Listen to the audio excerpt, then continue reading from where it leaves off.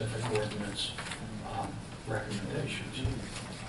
Thank you. Any questions, Mr. Knott? Mr. Knott, the one that you were just referencing, I believe is 17-29. It's about the central business zone. I'm sorry, yes, that's the one I meant, 17-29. And just for point of clarification, 17-30 is the redevelopment plan that encompasses 73 rental units, right? Yes. Okay, so on the table, we also have the 52 stack townhome option that a council member could motion off the table if they choose. Yes, actually, what you've got on that is you have, I know that you all got an email. You have the 52 stack townhome ordinance that was introduced a while ago. You had a public hearing, and that matter was tabled. That could be, someone could move to remove that from the table and take that up. My understanding is, just from the, I guess from the correspondence, not from the correspondence, from the meeting I attended and so forth, was that what the intention was to, rather than do that, to pass the ordinance that we introduced on the 12th, which was the apartment alternative. When that comes up, again, there'll be a public hearing, so we'll have time to discuss that, but that's my understanding, is that that was the recommended course of action. I understand that's what the planning board proposed as well. That is correct. Being a member of the planning board, they did recommend that we go forward with the ordinance, and if there's any deviations, as you said, the site plan would be discussed about the details. Okay. Any other questions, Mr. Renard? Hearing none. Any? Do you have any? No, there's nothing. Okay, thank you. Any unfinished business with the council this evening? Any new business? Hearing none. Comments on matters for discussion from members of the council. Councilwoman Blumenstock. Thank you, Mayor. Just a quick one. A resident did bring to the council's attention to remind us, to let the residents know and remind the residents that the Borough Hall is a warming station, so if there's any seniors who something's wrong with their heat or anything like that, they can come here to Borough Hall to warm up. So I just wanted to put that out there and remind the residents of that. Thank you. Very good for that announcement. Councilman Kukuro? Yes, thank you, Mayor. This is a follow-up to the Hartman Park ordinance. We as council people are legislators, leaders, and make decisions important to the borough. Even though this ordinance has already been passed, there are some serious issues that come upon us that must be addressed once again. One is adding to our bonding total. This, my fellow councilor Joe Sarno brought up as an issue. Another issue is how this playground distress came about. I have visited the playground, and it is in very poor shape. The first question that comes up is, why is it in such poor shape? Missing benches and missing and rusted swing sets, drinking fountains that haven't worked in years, picnic tables that are splintering. All this puts our children at serious risk these many years. We as councilors have to ask how this came about. Our borough is obligated to maintain our public facilities. Obviously, we failed. There are two councilors on the dais that have been up here for 7 to 9 years. Where were they while the park rotted away? The DPW is supposed to maintain it, were they not? The council did not direct them for some reason, so we have this liability now. I am wondering if this comes down to a failure of a shared service with the DPW agreement. Why weren't we notified the park was not maintained? In fact, we have residents doing landscaping on our public lands where the DPW is supposed to do it. Is our shared service failing and no one is knowing to tell the residents? There are those councilors that decide to just ignore the underlying problem and just want to spend more of our tax dollars without consequence. This is wrong. As a council, we're failing the people in our responsibilities. Before we voted, I asked all council people, why was it not maintained? How can we find out what fell between the cracks? Whoever's on the Buildings and Grounds Committee in 2018 must investigate and generate a report on why Hartman Park maintenance, missing and broken equipment was ignored all these years. The report should be on our desk by mid-year. This is certainly our council responsibility to the public, and is important so a costly travesty does not happen again. The Buildings and Grounds Committee should review all DPW work orders on Hartman Park to see if something was missed. I heard the school district is sitting on a large amount of surplus money, some dedicated, some not. Since the school district uses this park, they should share in the cost. In return, they should give input as to what this park should have regarding school play activities. We should try to lessen the cost impact to the taxpayers as much as possible. The school's surplus monies is sitting idle and should be used for shared service situations like this. This would avoid the added burden of bonding and possibly having to forego other upgrades elsewhere. So I would like everybody on this council this evening to let our borough administrator know that I would like the last 6 months, a year, however long it takes, to find out why this park was not maintained, what equipment was replaced and not replaced, and I would like to know it this evening. Also, that's first. Also, I did speak to Kenilworth. They just did a great job on the Mario Park on Michigan Avenue. I spoke to Linda Karlovich. They did that as a organized community build. I don't know if anybody's aware of that. You actually get the community involved in this project, like we did with the Little League Field, the First Aid Squad, and the contractor that they used was Pacerno and Giordano. I did speak to them. They said they would be happy to speak to council about what the project entailed, what the town had to pay for, and to get people in the community to step up to the plate. They want this park and donate some of their time. I think that's only fair to the people that live here, and I think it's only fair for the people of Garwood.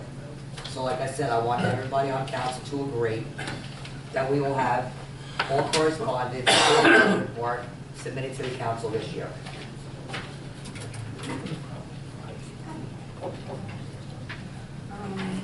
I'm not, I don't know where this, Sure. where. I mean, obviously you addressed a lot of things. So, as far as the maintenance of the park over the last 30 years. 25, right? 30 years since it's been actually rebuilt. It's been 30 years. I think it's unfair to just point fingers at two council people. Why was that this were not, working- I'm not pointing fingers, Well, I'm saying what. I just want to point out, you did say 7 and 9 years, which you're pointing out two individuals on Well, the council. they've been on the council So, more than I just anybody think- else. I'm just saying you're pointing fingers at those two individuals. I think that's unfair to do, when obviously there is a lot of people who have been on council throughout our time, right? Would you agree that there's more Absolutely, but Republicans? I'm only talking about the people up here What now. I'm saying is that I think that your idea of making sure that it stays maintained is absolutely on par. And I have absolutely no problem in making sure that the DPW, who we met with at our Buildings and Grounds Committee, to make sure we have some sort of schedule of maintaining that property so that the equipment that is put into place is properly maintained. I don't necessarily know how much time and resources digging into 30 years of what the DPW did or did not do necessarily helps us going forward in forging a plan for making sure that idea is maintained. I'm not sure that that's necessarily a good use of our time, because the reality is that we're trying to obviously fix this problem by making sure that it does get maintained. Because I think it's going to be hard to find that information out. I don't think so, because if we're spending the money, that should be all documented expenses. I mean, like I said, I don't want to have an argument with everybody, but there's certain people on council that have been up here longer than any of the rest of us. And I'm sure there's many other people to blame. All I want to know is that this won't happen again, because in 25 years, 10 years, 5 years, we just keep spending the same money over and over, and it's not fair to the people of the town that are taking the money out of their pocket to provide.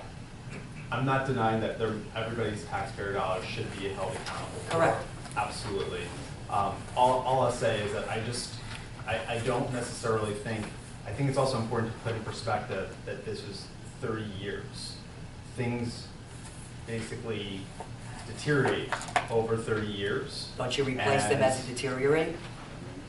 Yes, ideally you do replace things, but sometimes when 30 years comes up, it's hard to keep up, I guess, with those replacements that need to happen. And so I imagine over time, there was equipment that never really got replaced over time. Maybe there was budget issues. Maybe for whatever reason, no one wanted to obviously replace those things because there was a budget. I don't know the actual issue. Well, I think as to that's a why really that good is. reason why we should find out. So this is an opportunity I think we have to make sure that we put into place a system, that we can make sure that there is maintenance that is done well. So I absolutely think you're right in terms of making sure that we do have proper maintenance. I'm also happy if you would send over the information that you found out about Kenilworth. I'll be happy to talk to that individual and see what they have to say. If it's something that is workable, I'm certainly. Well, they did a open to the beautiful option. job on the park. I just didn't have a chance to print all the photos. They sent me them over, they sent me the rendering, and it was beautifully done. Like I said, the community has always had a stake in what was being done in Garwood, and now they're being taken out of the equation, and then we're just spending the money. Well, I don't think I think based on last meeting, there was a lot of people who have expressed great interest in this park. I don't think that, that's a misrepresentation. There are a lot of people that have expressed a desire and excitement about this park, so. How many, a dozen, 2 dozen, 20, 50, 100? I mean, that's what the thing is, all I'm trying to say is that the people deserve, they have the right to know how the money is being spent, why equipment wasn't replaced as it broke. The water fountain hasn't worked in years. Who ever heard of a park without a water fountain? In years. And So, I do think you're right in that going forward, I am very happy to take on the, as Streets and Roads Chair, sort of that communication with the DPW as to their schedule of making sure everything is, once the playground is renovated, making sure everything is up to par, that they check drinking fountains, benches, equipment, things like that. I'm completely on board with coming up with some sort of weekly, bi-weekly, however, we determine schedule to make sure that these things don't happen again.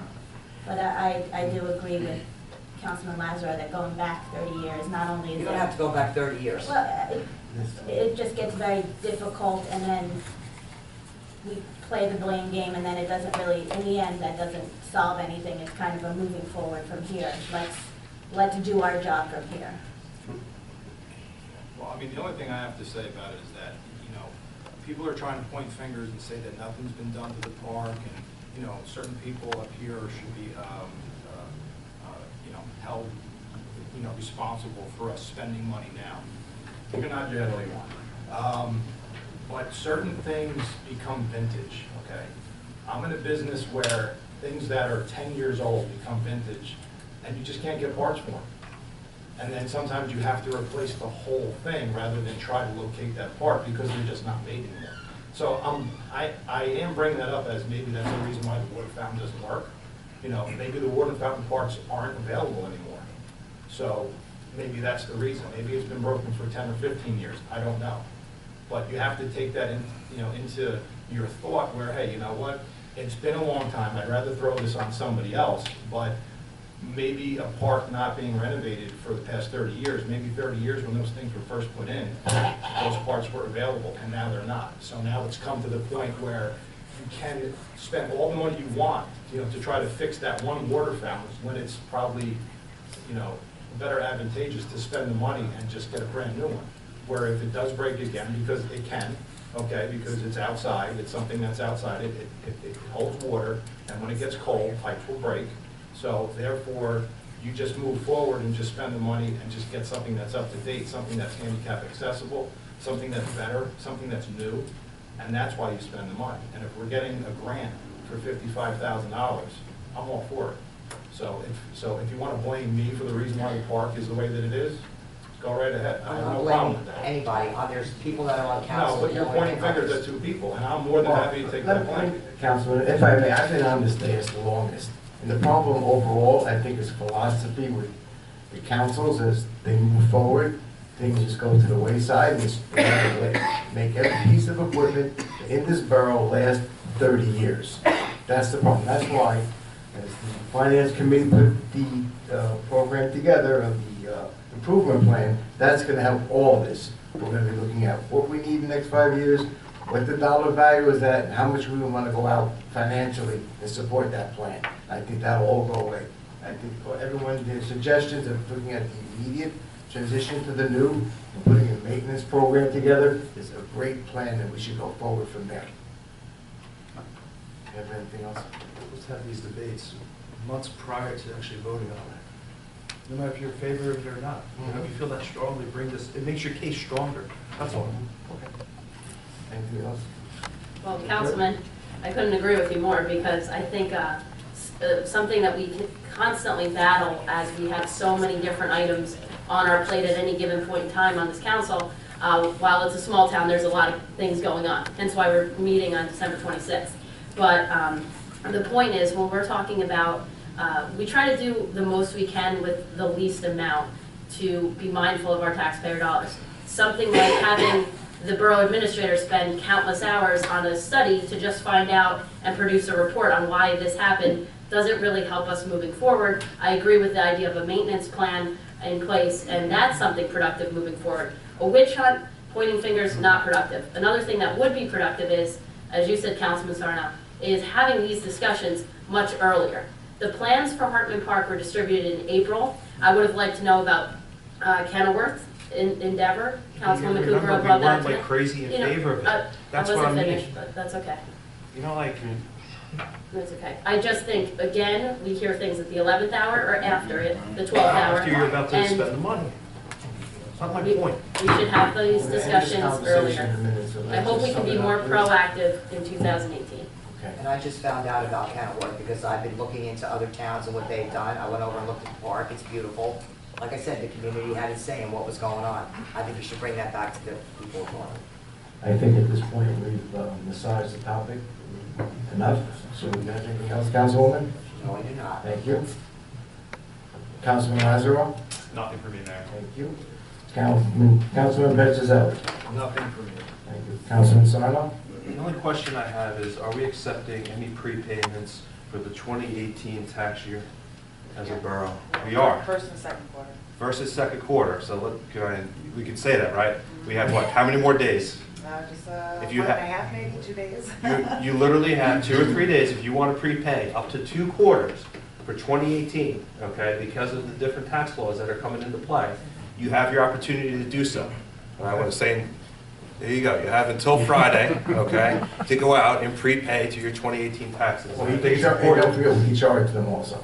What's that? He charged them. You can pay electronically, that is also That's true. correct. And always consult your personal CPA and advisor. Thank you. Thank you. Council President Tedesco? Thank you, Mayor. Just 2 items tonight. I would like to ask you to dedicate tonight's moment of silence to a dear friend of mine, Jim Boyle, who passed away about a week ago. He's a longtime fireman in our town. He was involved in our Centennial Committee, which put together the fantastic Centennial celebration, I guess, how many years ago now? 14 years ago. Member of the Lions Club with me, known as Fireman. That was his Lions nickname, and also a Knights of Columbus member. And so I just would like to ask that our moment of silence is dedicated for him. And I want to thank him for all his service to our town, and my heart does go out to his family and friends. The second item I have is about the paperboard site, just a short informal report. I figured you would want one from your joint planning and council committee. Yes, thank you. So we as a joint committee met on December 21st with representatives of the site known as the Paperboard, which was the second meeting we've had with them. From the planning board, Steve Greet, Kathy Bellagio, and Craig McCarrick were in attendance. I was there along with Councilwoman Blumenstock. Councilman Sarno could not attend.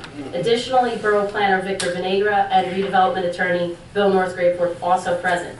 We learned that the developer has officially closed on the property and continued to have preliminary discussions about what both of us would like to see at the site. It is very clear that we need to retain the services of a planner to help us as we move through the negotiation process. At this point, the council has worked with 2 different planning firms in an effort to see the council make a more unified decision than we did last time about this issue. I would like to offer my support for Harbor Consultants and planner Mike Minstretta. If the council can come to an agreement tonight, we can put forth a resolution for these professional services to help us move forward. Thank you. Okay, do we have any thoughts on the recommendation? Yes. I would not I would- second that at all. I would agree to go with Harbor Consultants. I would as well. Oh, yes again. Okay, thank you. I'm fine. You're, I'm fine with that. Yeah. So is the mayor, thank you. So Councilwoman? perhaps we can do a resolution deleted from the consent agenda later on this evening. Thank you. Okay. Anything else? That's all I have. Thank you. Thank you. Okay, we'll move on to public comment. Anyone in the audience who wishes to address the mayor and council please step up to the microphone, say your full name and address. Please limit your comments to 3 minutes. And I must admit, at the last meeting, everybody was perfect for 3 minutes. Mrs. Luker?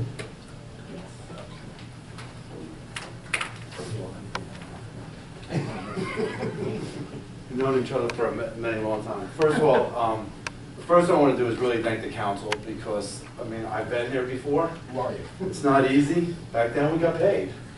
Not a lot, but, so I do thank you for your service. And I think that the people line up in this town, I only have 3 minutes to get to where I'm going right now, but that people want to come to this town because somehow it turns out to be beautiful. At the end of the day, it's a very nice town. I'm not moving anywhere. I enjoy it. I hope Lou Petrozelli's not moving here. Let me tell you about Lou. About a while back, I said to Lou, when you have a minute, can you do some electrical work for me? That was 9 years ago. So hopefully you can come tomorrow and do some electrical work. As you know, it's his last meeting. And I kept telling you, when's your last meeting? When's your last meeting? And I just found out they were having a meeting tomorrow. Is that what they're doing? It's at your house, Mrs. Luker. Yes, thank you. So I brought him a nominal gift because he can't afford Bob and Mindy's attorney when I give him a check. So anyway, it's just 1 bottle of beer. Hopefully, it's cold right now, so you could actually. And I would have brought 6, but we're 5 blocks from my house, so I would have drunk 5. So Lou, in all sincerity, I worked with you up here. You've been my friend. You've been my neighbor in the backyard. Any given time I call Lou Petrozelli, he comes. Yes. And anything that we've done together, and if being the non-tradesman, if you would, I would ask Lou a question, and he really should say, "How stupid are you?" But instead he would really give me the full answer. And Lou, I really appreciate it, and the town really appreciates it, and they're really going to miss you. And I wish laws allowed me to give you more than a bottle of beer. But thank you very much. Thank you. Thanks.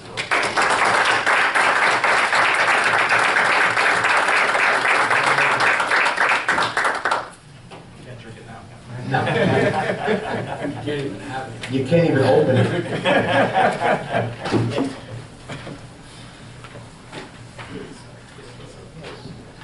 Hi. Good evening. So, I'm a resident of Garwood. My name's Justin O'Hay. I wanted to kind of address one thing that I found to be a little bit troubling. Some of the mudslinging I've seen on a local level here, I think is really problematic. Never have I witnessed local politics getting to such a level that it has, getting mailers with all types of slanderous comments in them. That honestly, I'm not on the mailing list, so I don't know how I wound up getting it. I think they were just dropped in everybody's box. Also, using comments like comparing the borough to communism is totally unprofessional, and I'm speaking to you, Mr. Sarno. I never said that. Yes, you did. Okay. So, I'm his older But brother. I saw it. I really think, this is my first council meeting that I'm attending. And seeing the level of just seething kind of anger going on here is really unhealthy. It's a small town. If you guys will actually want to make things work, try cooperating. That's all I have to say. I'm just going to leave it there. Thank you. Social media is public. No, what site are you talking about? 'Cause there's certain sites I don't Facebook. have access to. Hi, I'm his older brother, Jonathan O'Hay, 519 3rd Avenue. Hello, everybody. You just lied in front of a room of people. No, I didn't. Yes, you did. Okay. You attacked me on Christmas Eve on a Facebook thread I had nothing to do with, and then erased it later on. What are you talking about? You called me a young man. From and- what site? What are you talking Come about? on, man. No, I don't know. Facebook Garwood Republican There's a- Party. That's not my page. I don't have access to it. There's That's a not my couple different page. pages, so. I'll be honest with you, I Who don't, was it then? I don't know. I don't have access to the Garwood Republican Party page. I really don't. I don't. You can go Why ahead and did look they it up. attack my brother thinking it was me then? Well, I'm Ask telling them. you right now, I don't have access to it. That's someone else, those are other actors. I don't have access to it. I can show you what I have access to. I don't That's have the access to original that Garland page. Republican page. One at a time, please. All right, on another point, back to the Hartman Park thing, I'm just Okay. flabbergasted that you would complain at this meeting about a drinking fountain being broken for 30 years, I didn't say 30 years. 5 years, 1 year. The Yet teacher you- told me it's been broken for years. Okay, but you voted against fixing it. I voted against redoing it for $160,000. Yes, I did. It costs money to fix that. Not $160,000, sir. What does it cost? I think there'll be other estimates, and I think you can come out a little bit cheaper. That'd be great, but voting against everything, no, no, no, I don't no, vote no, there's against, no no progress against in this everything. town. I voted for roads, I voted for the truck last year. I don't vote no against everything. Believe me. But, you know, the development, we'd have an empty, lighted Superfund site and a parking lot. This doesn't go through. If what doesn't go through? The development, Russo. This that what you? is a different subject. Okay, but- I was but- totally against the size of that development, and I've been against it for 5 years. I was on the planning board before council. I tried to bring these things up then, they didn't listen to it. If you think Garwood can accommodate almost 400 units and an increase in our population by 25% or more with just the one project, good for you. That's not the way I thought Garwood was. That is an extreme amount of rental units, I'm sorry. I don't agree with it, I've been here for 50 years. If they would have scaled it down to something manageable, maybe I would have gone for it. But almost 400 units is not Garwood. It's gonna happen. I'm Well, it's sorry. happening because they passed it, and this started at the planning board level. I'm sorry that you don't agree with what I have to say on it, but it comes from my heart, and that's what I really believe. Our town cannot accommodate where we'll be above 50% rentals to home ownership. We cannot. It's a unique situation the town's in, but Russo purchased the property. Russo and- had one project that closed title, that was Petroplastics. The rest of them did not close title until the last year or so. The other one was closed title years ago. He closed title on that, waiting for the rest of the, waiting for them to decide what was gonna happen. He certainly wasn't gonna close on the two-family, on the bank, at Casale and Petro, which owns the parking lots. So, you know, I'm sorry that you don't agree with me, but I stand by what I said. It's gonna go through. Well, I'm thank happy you. about it, so, thank you. Thank you.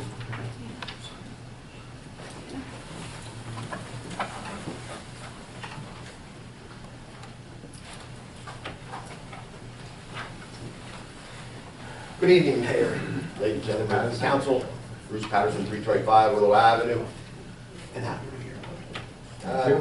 Hartman Park, the ordinance on Hartman Park, just a follow-up statement, and maybe, you know, there's some bickering back and forth, but I find it silly that individuals wanted to indict the only grown-up on council who wanted the borough to address all the issues coming from Hartman Park.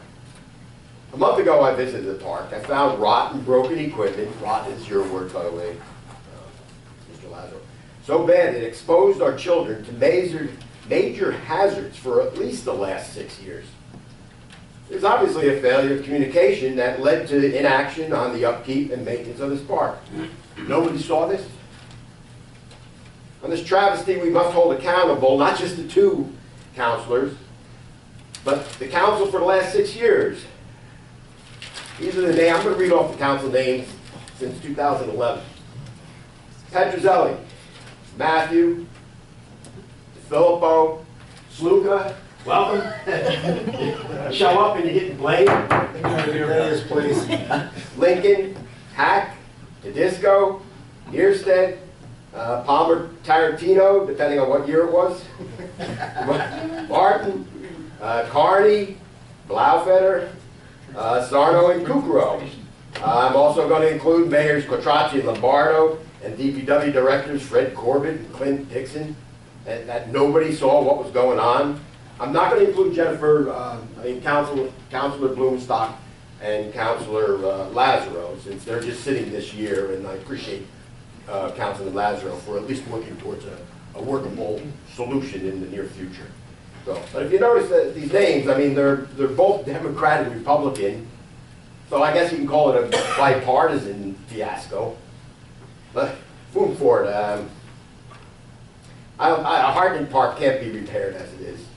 It's just too far gone. Thanks to the past 6 years of, I guess, neglect. And the ADA is a requirement these days. So therefore, it has to meet the standards, so whatever's coming about, should be included in the new standards. And the nice part does enhance the community. So I just ask the council, please work towards a good design and a reasonable cost to the taxpayers. So I mean, we're not just blaming you two. I mean, I don't know what it is, about 10, 11 days, so there's a whole slew. So, Welcome back. Thanks. thank you. What a fun place. Anyone else? Kathy was in charge of all.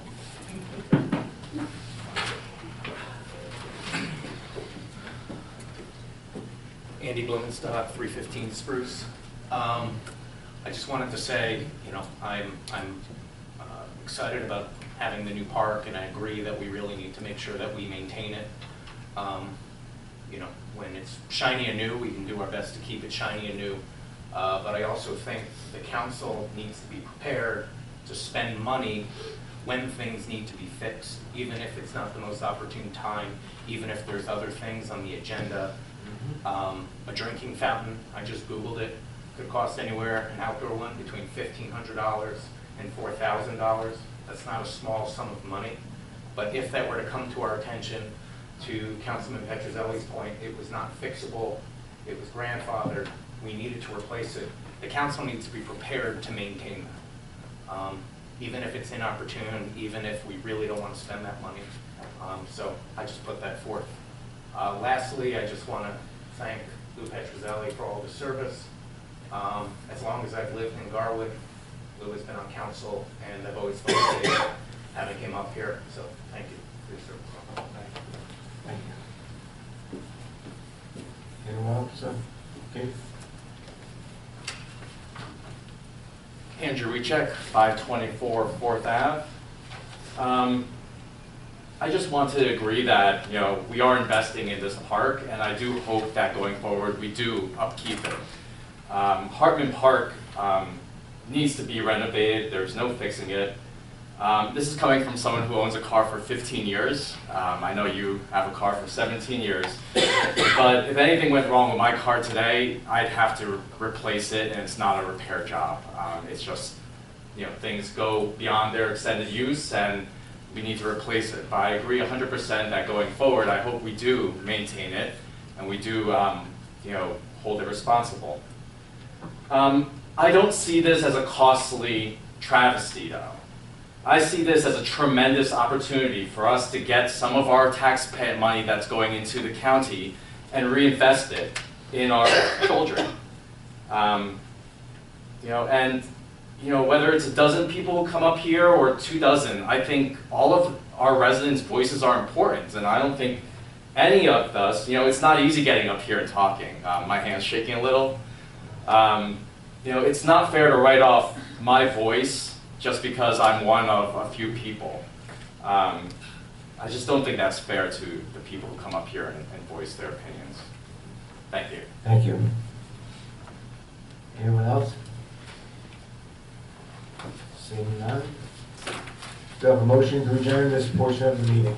I'll make that motion. Second. All in favor? Aye. Should we continue on, council? All rise for a moment of silence for Jim Boyle and a salute to the flag.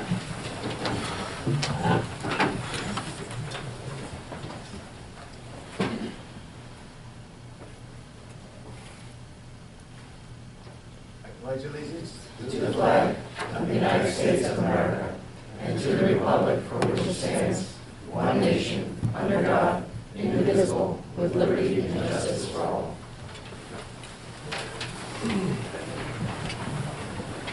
Notice of this meeting was provided to the Leadville Leader, advertised January 5th, 2017. Notification was sent to the Star Ledger and promptly posted on the municipal public bulletin board and filed in the office of the municipal clerk, informing the public of the time and place according to the provisions of the Open Public Meeting Law, Chapter 231 PL 1975. Roll call. Mayor Lombardo. Here. Councilwoman Blumenstock. Here. Councilwoman Kuzaro. Here. Councilman Lazaro. Here. Councilman Petrozelli. Here. Councilman Sarno. Here.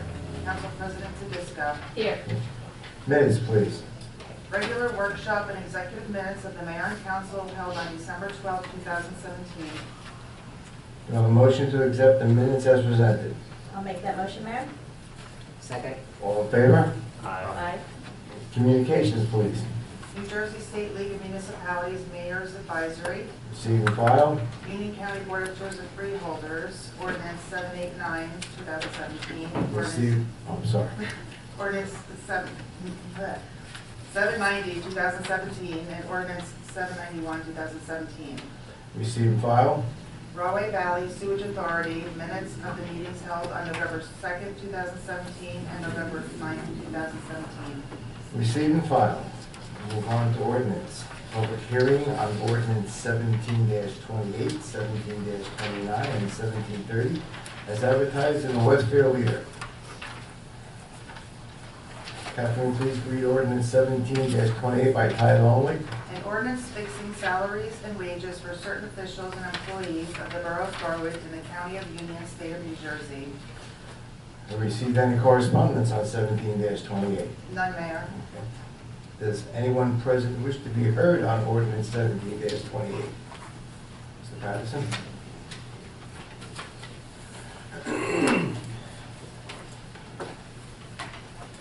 Simple question. Good evening, Mayor, ladies and gentlemen of the council. Bruce Patterson, 325 Willow Avenue.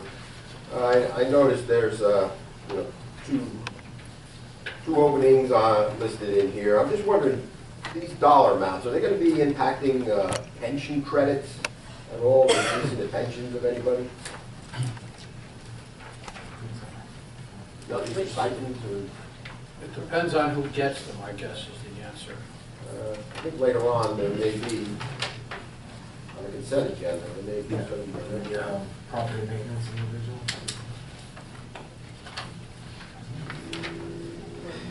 We can leave it at that, but I mean, if somebody's already in the pension program. Somebody who's in the pension system is the person who's appointed, then this is going to affect the total amount of the compensation.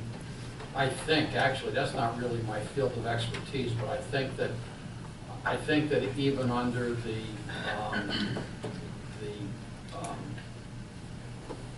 revisions that took place, 7 or 8 years ago now, I still think that if somebody has a salary and receives an increase, that would obviously affect the total amount of what their compensation is, and what determines what the pension is eventually.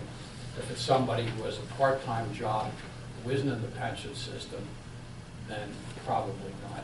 But again, as I said, started off with, it depends on who gets it. A little roundabout, but that was an answer. Thank you. Thank you very much. Okay. Anyone else? Do I have a motion to close the public hearing on ordinance 17-28? Second. Do I have a motion to adopt ordinance 17-28? Second. Discussion?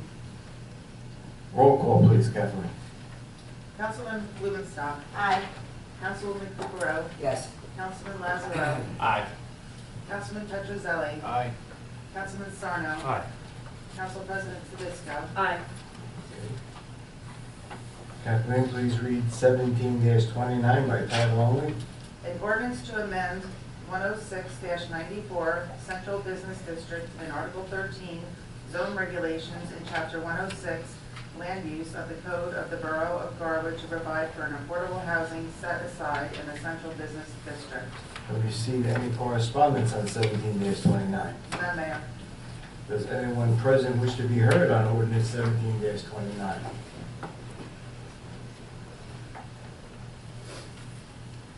Good evening, Mayor and Council. Merry Christmas, Happy New Year, Happy Holidays.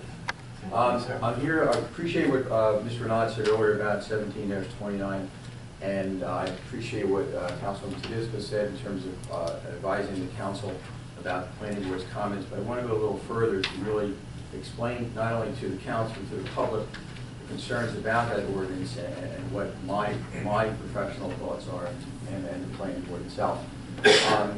The bottom line is that the ordinance provides for affordable housing downtown, but when you have a strict reading of it, it talks about the affordable housing being required when you hit 7 units.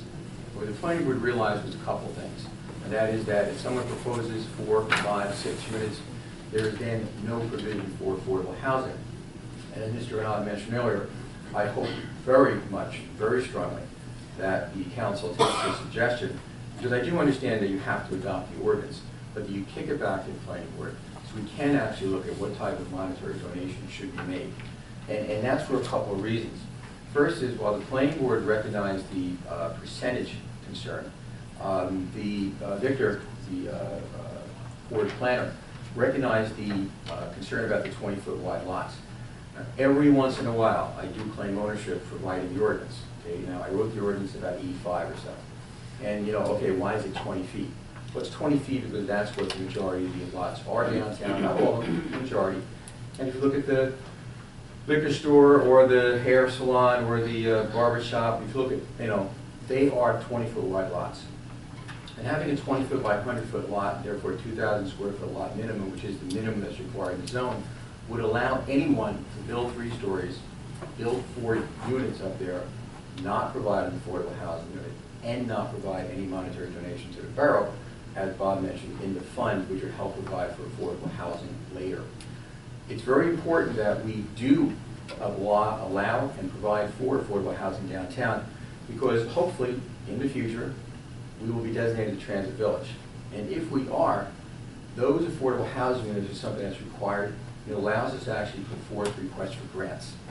So those items that the planning board recognized, we do understand, I do understand, I do not speak for the board, I do understand the council has to adopt something tonight, but I do encourage you to take up Mr. Renaud's recommendation, send it back to the planning board. The ordinance does need amendments, and I think if we make those amendments early next year, we can provide for affordable housing downtown, as that ordinance's purpose is, but it's just not written as it should be.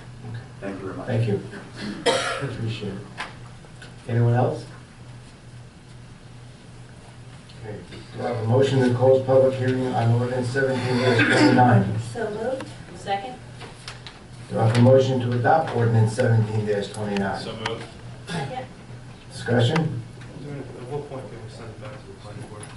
After we, Well, we're not really going to send that ordinance back. In other words, what we'll do is we can do a resolution. Probably better if I actually prepare one. So why don't I prepare a resolution to be introduced, let's say at the first meeting of the year, to refer the issue back to the planning board. That's fine. That'll be on the 9th, is there not? Excuse me? It's the 9th? That's the first meeting of the month? Yes. Okay. In the meantime, everybody will have heard this. If the planning board wants to start talking about it, well, they don't have a meeting between now and the 9th. The Right? 14th is the next meeting. Okay, January. so the 9th will be plenty of Okay, time then. thank you. Any further discussion? Yeah, 14th's the weekend. Okay. I stand corrected. Roll call, please, Kathleen. Councilwoman Blumenstock. Aye. Councilwoman Kukrow. Yes. Councilman Lazaro. Aye. Councilman Petrozelli. Aye. Councilman Sarno. Aye. Council President Tedisco. Aye. Kathleen, please read ordinance 17-30 by title only. Ordinance of the Borough Council of the Borough of Garwood, County of Union, New Jersey, adopting the South Avenue 2 redevelopment plan pursuant to the local redevelopment and housing law, NJSA 48:12A-1. Received any correspondence on 17-30? None, Mayor. Okay, does anyone in the audience like to be heard on concerning ordinance 17-30?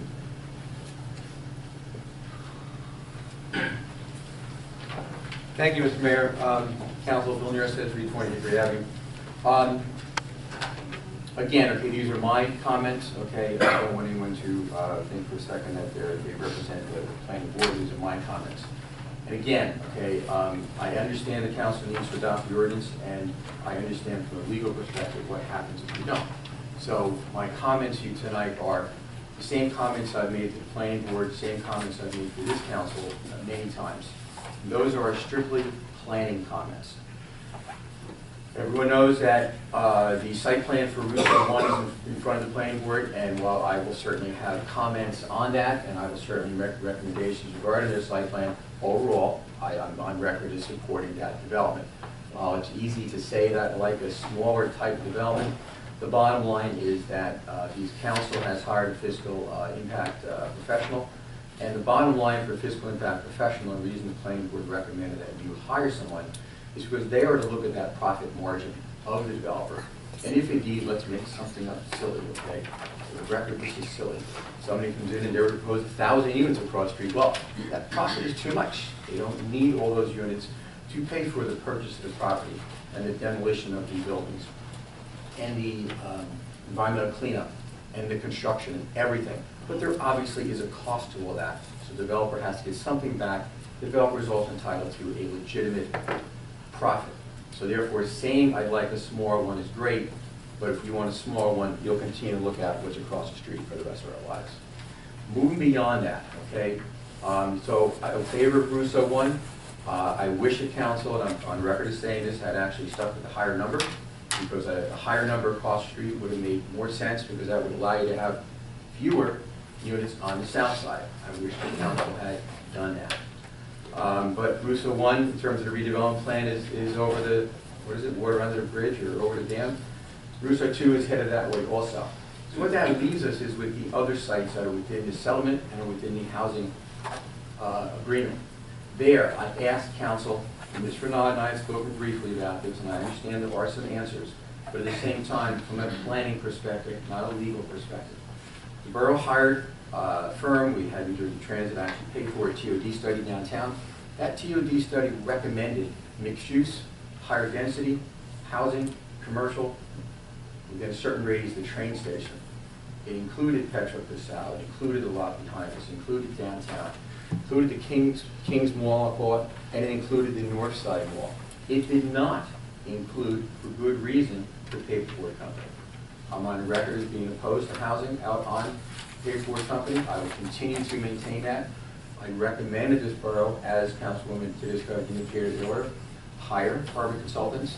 They are the authors. The planner there is the author of the overlay zone for South Avenue. I recommended this council look at an overlay zone for the North Avenue Mall that would provide the same number of units and the same number of affordable units that are currently being discussed, because there is no redevelopment plan yet for the paperboard company on the North Avenue Mall. So we have an overlay zone on the South Avenue Mall, overlay zone on the North Avenue Mall. The Guard Paperboard does not have to provide housing. And I do not believe the Guard Paperboard Company is an appropriate area for housing. If you look at the Round Valley line, you look at Cranford, you look at Westfield, Fanwick, Plainfield, within a certain radius of those train stations is where you have your mixed density, mixed use, high density development, commercial first floor apartments and above. It is not one continuous mixed use all the way from Newark out to Pinellan and Raritan along the Raritan Valley line. It's centered at train stations. I guess I will, 20 seconds. I recommended the council relook at, and I understand things are done already. As an ordinance can amend something, a new ordinance can amend an old ordinance. And we just had a tax adoption that, is going to amend the tax plan, tax law. So what I would recommend to council is that let's look at North Avenue Mall as an overlay zone, just as the South Avenue Mall is, and that we do not advance housing on the paperboard company. Thank you. Thank you.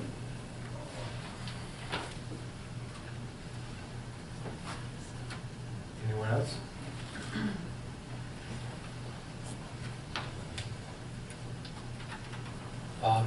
Want to hear from, I'm sorry, whenever everybody's done, you probably want to hear from redevelopment council, who's here. Yes. No, why don't we, No. go ahead. Good evening, Mayor, ladies and gentlemen of the council. Bruce Patterson, 325 Willow Avenue. This ordinance, 17-30, I have an issue with this, and I mentioned it last meeting too. To me, I mean, we're looking at a redevelopment plan that was basically approved and mandated by the courts and the fair share housing, that it's supposed to be 52 units, stacked units. I can read I can read that fair share housing plan document, but I mean, it talked about 52 stacked townhomes. And now you're looking at it on page 10 on the revised redevelopment plan of 73 rental units. Now, to me, I mean, you know, you're going against what the fair share housing plan and what was mandated by the courts.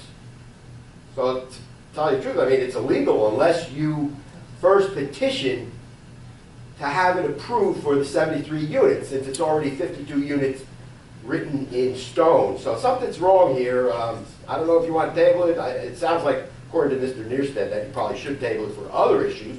But this is an issue. I'm not a lawyer, but to tell you the truth, unless there's case law that's saying you can change these fair share housing plans ahead of time and then revise them later on in front of the courts, then, you know, unless Mr. Renaud can say something like that. Another thing is, then there was this flyer. This is a second flyer, or it was on the, I saw it on the website about the Russo 2, and I'm just saying, what's with these flyers? I mean, first it was 2 counselors, now it's another counselor sending out something by the internet. And I mentioned this also last time, that possibly at the start of next year, you should maybe have a policy of what can and cannot be sent out by counselors on their own volition. I know it's freedom of speech, as you mentioned. However, it just seems it's out of the decorum that counselors can do that. It'd be nice if they create maybe a citizen committee and then send out the flyer, but under the names of the counselors, something's not right there. It's not their responsibility to send out flyers, so possibly a policy could be created. Another thing about this redevelopment plan is finances. Nobody knows the finances. I mean, it came about on Russo 1, that also the finances were at the last minute, and I looked at them, and there were some serious number questions, which even Russo, Mr. Russo himself mentioned that, yes, some of the numbers are high. This could be a second time again that these numbers are too high. And we're not here to take on the liability of these developers that will pay, and just throwing it out, you know, twice as much for the property just so they can get their hands on there, and then claim that, you know, they're under duress with these high costs, and that therefore they must have more quantities of rentals or more quantities of townhouses, et cetera, et cetera. So, you know, there's something that really, you guys really have to take a step back and think about it. The finances are missing, the legalities, unless there's case law, it sounds like this thing is illegal what you're doing. So at this point, I suggest, you know, please table this until further, until further deliberation. And in addition, you were talking about on the consent agenda, Vic Vinegro, Harbor Consultants, or not Vic, but one of the subordinates. And something like that, it sounds like it's being rushed through, and it should be deliberated properly in a committee and then put forth on the agenda. I think it's rushing through. A lot of these things just seem to be so political that it's being rushed through. I've been paying attention to the council, in fact, government in Union County for many years, and I can just smell what's going on. Something's not right here. So that's my comments. Thank you. Thank you very much. Did you address that first question? Yeah, well, yes, before we get to redevelopment council, I'll address a few of them. Let's start with, well, let me take them in the order they were commented on. I'll start with the paperboard. And for that, you need a little bit of history. So we have to start with, in June, I think it was in June, maybe May of 2015, the council authorized the filing of this declaratory judgment, which started the affordable housing litigation. And the reason was that unless the borough got on board with with having an approved, adopted fair share plan and housing plan element, as well as all of the ordinances that eventually were allowed to be developed on, or as of, I think it was 5 days into, I forget now, but some number of days into July of 2015, the borough would have been out of compliance with its constitutional obligation to provide for affordable housing, and anybody who had property or who had development rights to property anywhere in the borough could have brought what was called a builder's remedy lawsuit. I know I don't have to tell the council what a builder's remedy lawsuit is, but for the public, it means that anybody that has property can say that affordable housing can be built on that property. And so we started the process. And it's not an easy process, and it's not a process that we're necessarily in control of. It's under the control of the court, the special master, and to some extent, the other litigants, including the Fair Share Housing Center and the people who have property who have intervened in the lawsuit. And so everything that happens with respect to affordable housing is a matter of some negotiation, but the numbers of units of affordable housing that the courts in the past and that Fair Share and some courts in this state have already approved of are such that the borough is frankly never going to meet those numbers and isn't even planning on meeting those numbers now. To some extent, we are at the mercy of, as I said, the court, Fair Share, the intervenors, and the special master. So having said that, let me address these one at a time. First, the ordinance itself is not problematic with respect to the settlement agreement or the Fair Share plan that's been adopted. The Fair Share plan will, in fact, have to be amended, but all of this is being done with the full knowledge and acquiescence, if not agreement, of the court, the special master, Fair Share Housing Center, and the intervenor, which is technically 490 South Avenue LLC, but which is, as you know them, as the Russo Company. So all of those changes on the what we call South Avenue 1 or Russo 1 and South Avenue 2 and Russo 2 are all being done with everybody's knowledge and agreement. So those are not, as Mr. Patterson asked, a problem with respect to the agreement. Let me just address the rushed through suggestion. Yes, things are rushed. I don't like the phraseology rushed through because it suggests that either the council is rushing it or that we're rushing it. It's other factors that are rushing. We have gotten, and I've shared all these with the council and with the public to some extent, they're posted on the internet as well, is the court has set deadlines and we're required to meet those deadlines. Now we have been able to circumvent some deadlines, but we've been able to circumvent those deadlines when all of the parties who are interested in that particular deadline are in agreement. So for example, if the Fair Share Housing Center and the intervenors and the court and the special master do not object because we're in the process either of resolving some problem or making something better or for example, providing more affordable housing, we do have some leeway. But we just got, as of October 30th, some new dates, and with deadlines that vary from 60 days, which is the end of the year, some were 90 days, some were 120 days. So yes, there is a rush. Is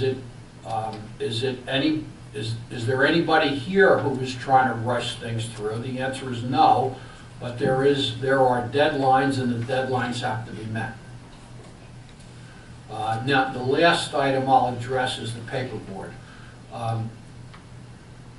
I understand Mr. Nierstedt's desire that the paperboard site not be residential.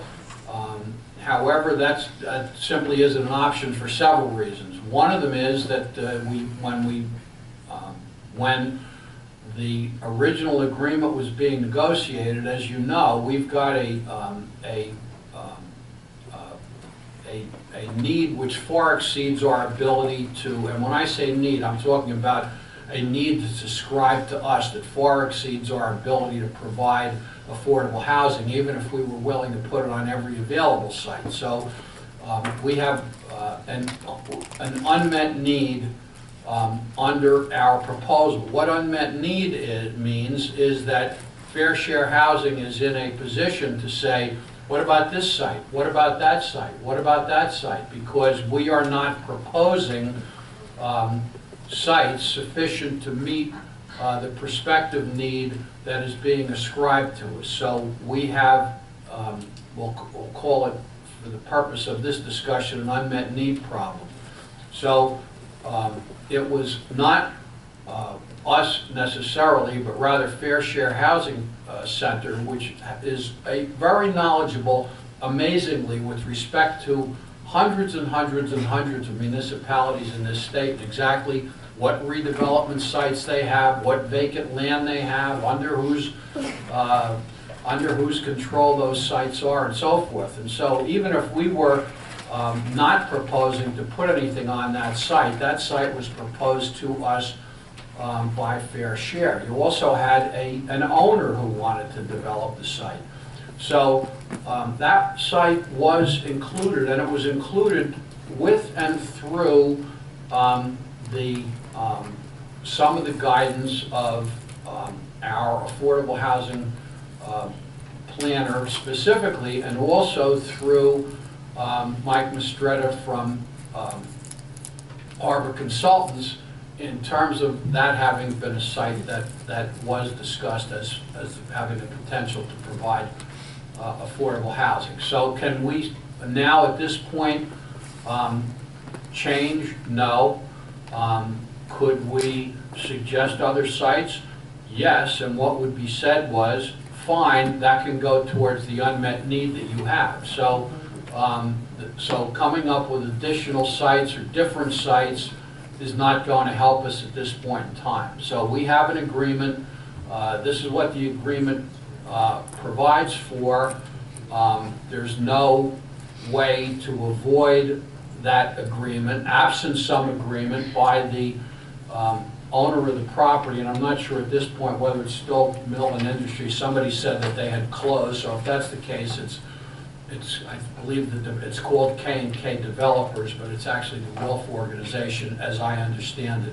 So, so no, we can't unilaterally decide that we're not going to have housing on that site. It was already part of the public hearing. It was included in the housing element fair share plan. It was included in the settlement agreement, and that's the way it is. There's nothing else to be said about it. You could have a higher density with more affordable housing, but having no residential component on that site is simply not, it's not feasible, it's not going to happen, it can't happen. It's not that I don't want it to happen, it's that it just is not going to happen based on what the agreements are and the plans and so forth that have already been decided. Any questions as far as any of those things? Okay, then I think we're up to... We just lost the rights of our town. We've had this discussion before. I understand this. I have never sat on the Supreme Court. I have not decided that there's such a thing as a builder's remedy lawsuit. I have not decided that there was any particular amount of affordable housing. I haven't decided that every town has to provide affordable housing. I did not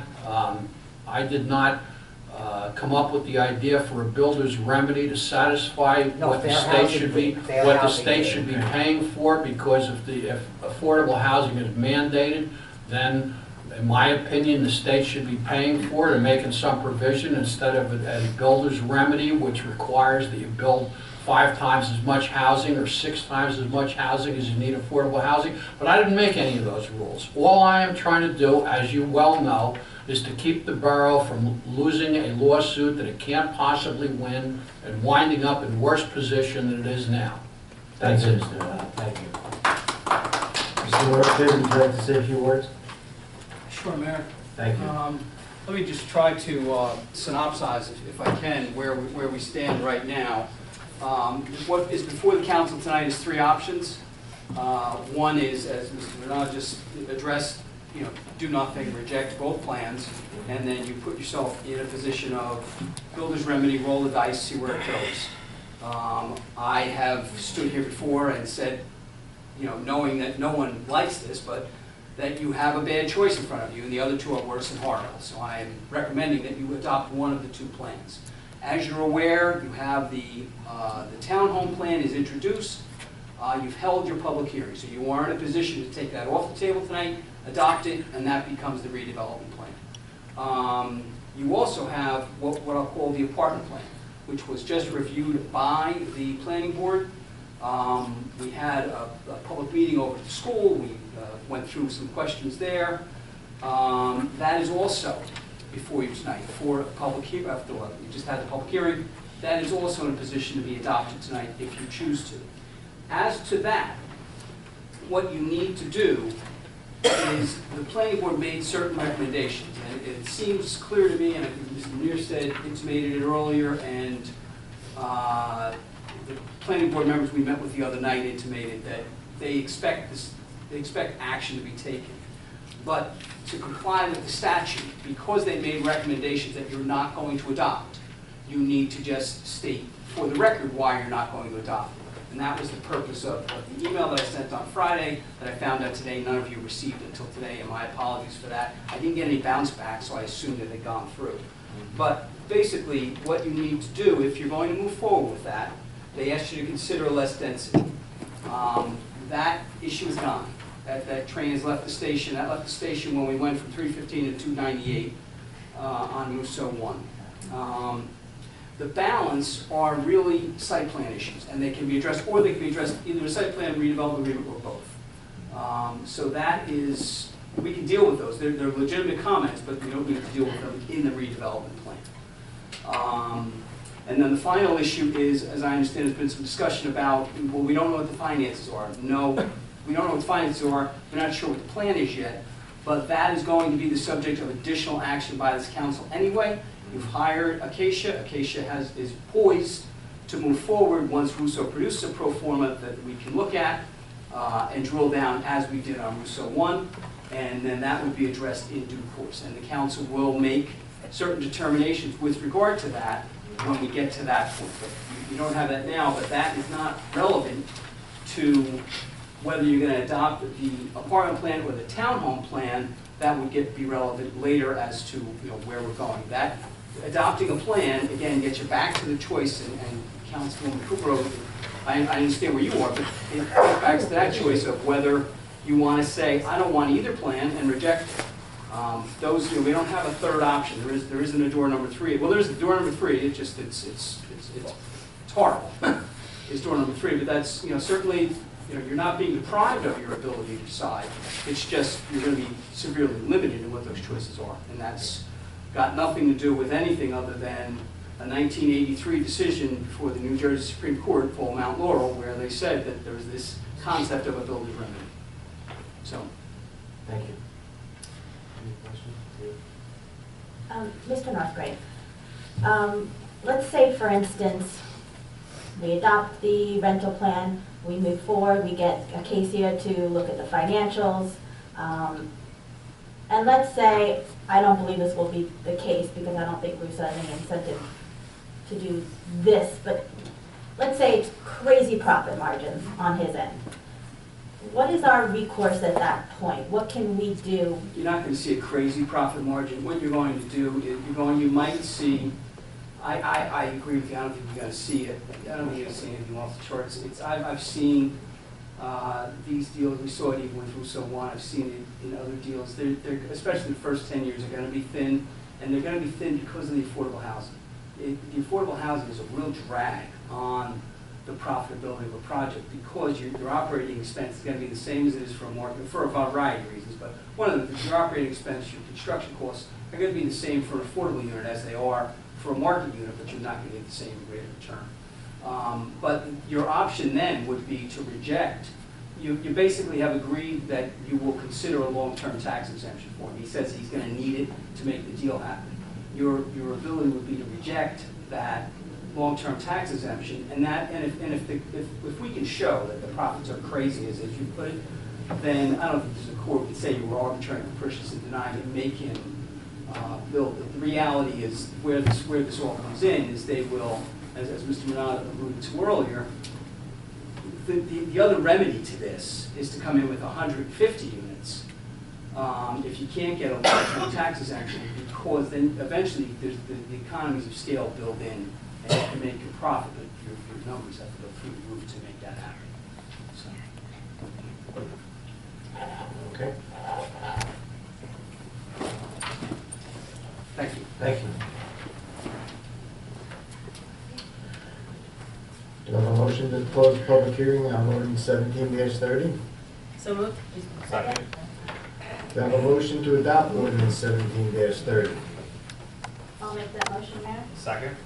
Any discussion? I will not be supporting this. The big reason why, and this comes from somebody that supported Russo 1. We don't have this. This is a big booklet here that we received that goes into a lot of different things, from finances to traffic impact study. And you could say it's not required. You can say that there was no justifiable need for that. But I'm going to tell you, if we received it before, why don't we receive it again? You know, my whole thing is something is going to go there. But at 73 units, that's coming down to 42 units per acre. At what point do we draw the line as to what's dense? If it was all about money, right, why don't we go what Bill was suggesting? Why don't we put 150 units there and just we'll take the gross of 10% and we'll work the deal out that way. I think we have to worry about the fact that it borders a residential area, and I do appreciate what Bill Mearstead said at the last planning board meeting. If you were there, you would hear that he discussed increasing the density here and decreasing it there. It's a great, you know, it was something that wasn't portrayed clearly to us last year, that one would affect the other. They were talked about as two separate projects. So for me, without something like this coming from Russo for this project, which was designated as a separate project on a number of occasions, I would expect another one of these. I don't have one. I can't support it right now. At some point I would, but not right now. Thank you. Anyone else? I will be supporting this tonight. You know, I believe that our council has really clearly shown the options, and you know, I believe that I think it is imperative for us to not roll the dice. I'm not willing to roll the dice on Garwood. I'm not willing to roll the dice on litigation that I think would be highly unaffordable for us to be able to go through if things don't move forward. If, you know, as we heard earlier, the Fair Share Housing is a very aggressive organization, and I've read countless articles about them pursuing litigation and how that's affected towns. And I'm not willing to roll the dice on Garwood for that. And I believe that we still have recourse if we need to in terms of finances later on. So I'm not willing to roll the dice, and I will be supporting this. Anyone else? I just want to talk about this a little from a different angle, although I agree with Councilman Lazaro. I can't say I'm not willing to roll the dice on this and risk any builder's remedy lawsuits. I just can't see doing that to the residents. But I want to talk about this a little bit in terms of the two different plans, the townhomes versus the rentals, because I know a number of residents still have questions about how this came about, and it seems like a flip-flop. But I, as someone who personally pushed for the townhomes way back when, and there still is a part of me that wants to want that plan. However, when we did send out the notice for the town hall, when we had the town hall and both options were explained, I was still on the fence. I think some of the townspeople can attest to that. I was still on the fence about which way to go. But I spoke to many residents after that town hall, stuck around and spoke to them. I also received many emails and phone calls. Now, not all of them were in favor of the rentals, but I have to say a good majority of them were. They were very concerned about the 3 bedrooms, as we all were, which is why we proposed Russo giving us a second option. That was the big deal, the 3 bedrooms. Going back down to the 52 units, even if they were apartments, you still up the bedroom makeup, and we'd be right back where we began. So I had to at that point sort of put my emotional side of this to the side and say what is the best thing financially for the town.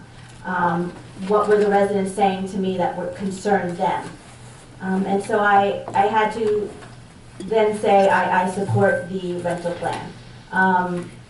So that's sort of where I went along in this journey and how I got to this. And I will be supporting this rental plan today because the deadline is here.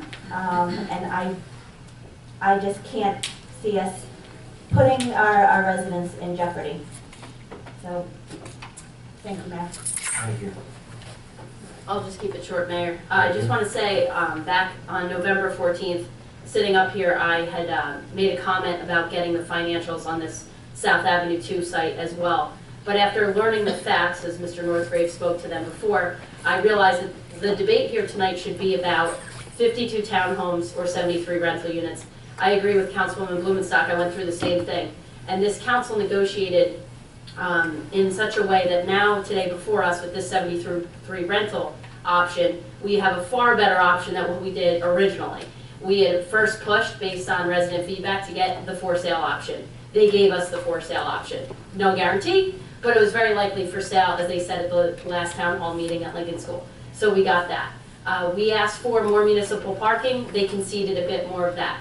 Then we came back and said, after listening to residents' concerns about 3 bedrooms, we now want to see what you could do with less 3 bedrooms. They came back with rentals with a far fewer bedroom count, from 130 bedrooms to 108 bedrooms, and far fewer 3-bedroom units that tend to generate more school children. We asked again for more municipal parking. They gave that. The planning board had put out concerns about height, about open space, all of those things we made gains on. So therefore tonight we do have a far better plan looking at us than we did originally. And I would hope, and I encourage this council, while it's not perfect, Russo 1 was certainly not perfect at 298 units, we as a council in a bipartisan way got behind a redevelopment plan for 298 apartments at Russo 1 because of all the pluses that it brought us to this town and redeveloping a blighted, underutilized site. And I really encourage this council today to be responsible, to meet our court order deadlines, and not just say no because of one reason or another, but really look deep and say, if we all voted no, what would happen? This town would be in jeopardy, we'd be risking our taxpayer dollars. It's something Mr. Renaud, sitting here publicly, says we can't win.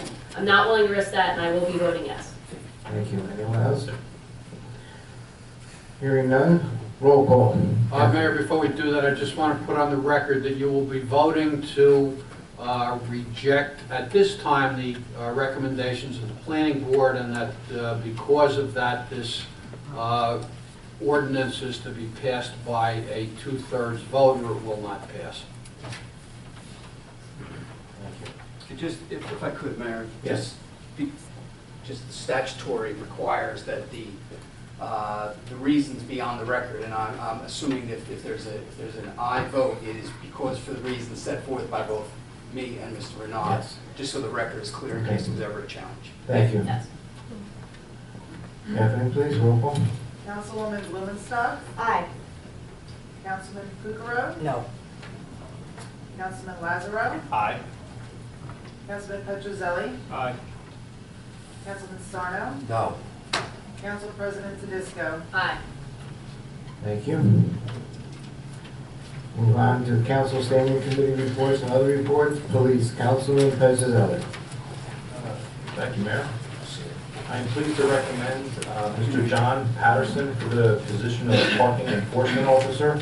Mr. Patterson has been a resident of the borough for many years and has previously served on the planning board. His enthusiasm and dedication will be a great asset to the department. Second, the holidays should be a festive and happy time spent with loved ones, but drinking and driving can put a damper. The U.S. National Institute of Alcohol Abuse Alcoholism reports that drunk drivers play a role in a full 40% of traffic deaths over Christmas and New Year's. That's an increase of 12% over the rest of December. The Garwood Police Department would like to remind everybody to enjoy the holidays responsibly, and please do not drink and drive. That's all for my report, Mayor. Thank you, Councilman. Public Health, Councilwoman Kukrow. No report, Mayor. Thank you. Streets and Roads, Councilwoman Blumenstock. No official report, Mayor. I just want to notify the council that during the last mini snow event, the 96 dump truck did break down. The drive shaft rotted off while they were at the county filling with salt. The department is now looking at having the salt spreader put on the 92 truck to use that for the immediate future. So I will update the committee and council on that as we move forward. Thank you. What brought it off with the drive shaft? Do you have any other details? It just came completely off. Like there's usually clamps that are holding this thing up. I mean, generally speaking, that doesn't fall off. I'm just saying. It's If I may, exposed to Councilwoman, salt. it actually cracked. The shaft, Yeah, yes. it makes a little more sense. Okay. Yes. Okay. Thank you. Fire, Councilman Sarno. The fire committee hereby approves the membership application of David Lagarra of Cranford. He has passed his physical and background requirements. That's all for my report, Mayor. Thank you. Finance, Council President Tedesco. No report, Mayor. Buildings and Grounds, Councilman Lazaro. Thank you, Mayor. On Wednesday, December 13th, the Buildings and Grounds Committee met with Ryan Gates of Game Time Incorporated, along with our clerk, DPW foreman, and engineer. We had a productive conversation about a potential timeline for implementing the park to reduce interruptions, and we forged a plan to use our DPW workers to help with removal of old equipment to reduce overall costs. We also discussed more specific design upgrades such as shading and location of different elements of the park.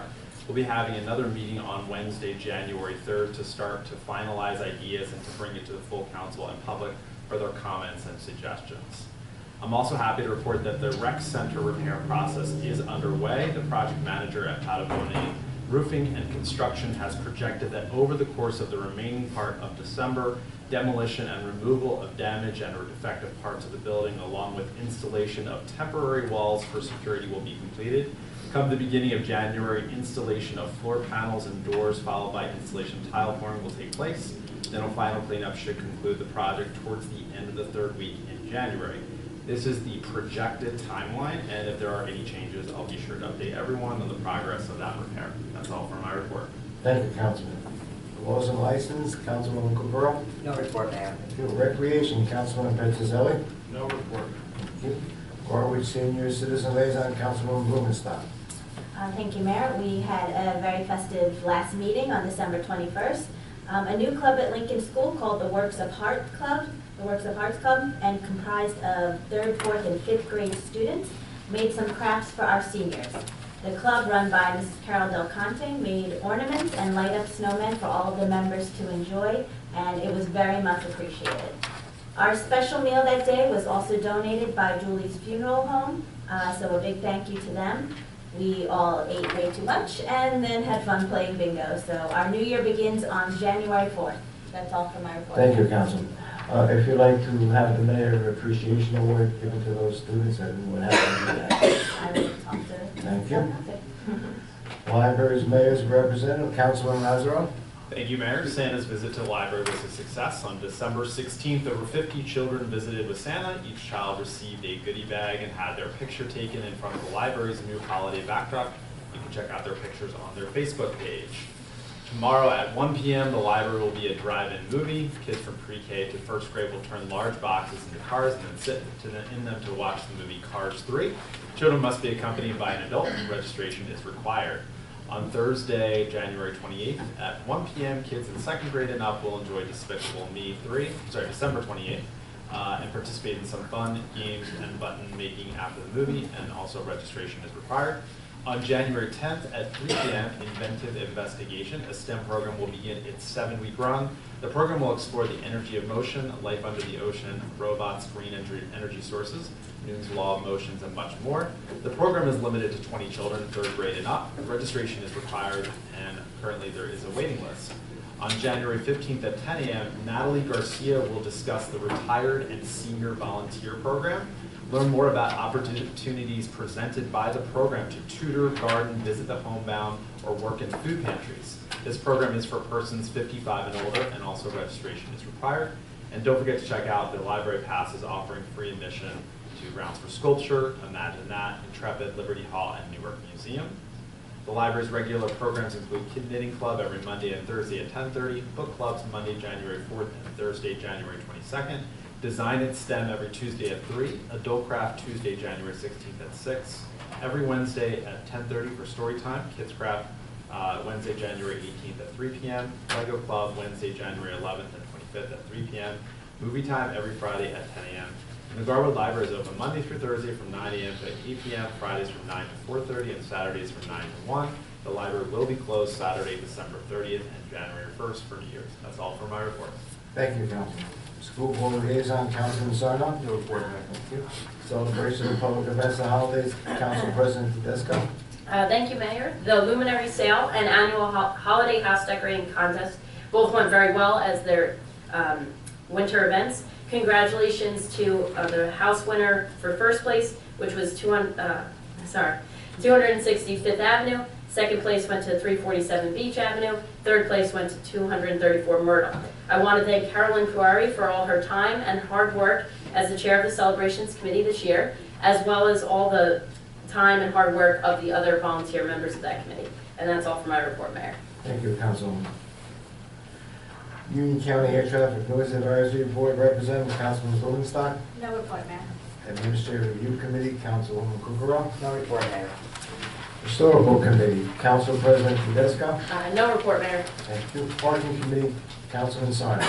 And the only thing I'm going to add is we support the police committee and the hiring of John Patterson, lifelong resident here, for parking enforcement officer. Looking forward to it. Thank you. Cafe Officers Reports. Municipal Court Administrator LaShawn Durant, monthly report for November 2017. Do I have a motion to accept the officers reports? So moved. Second. All in favor? Aye. Public comment, anyone in the audience who wishes to address the mayor and council, please step to the microphone, state your full name and address, limit your comments to 3 minutes. I'll go at the end. You might be the end. I think you are the man. Give me-